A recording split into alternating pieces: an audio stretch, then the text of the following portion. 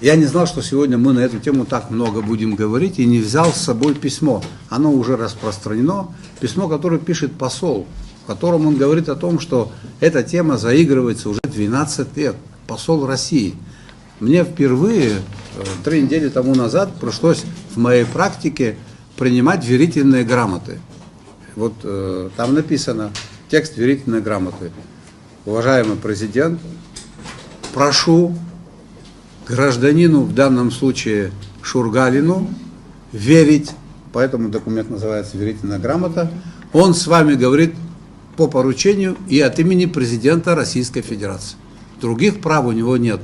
То есть, когда посол обращается с официальным письмом, вот вы там затягиваете уже 12 лет, и там еще написана одна несимпатичная вещь.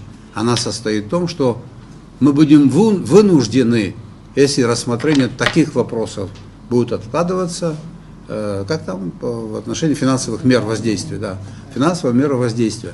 То есть уже появился неприятный осадок от всего этого, понимаете?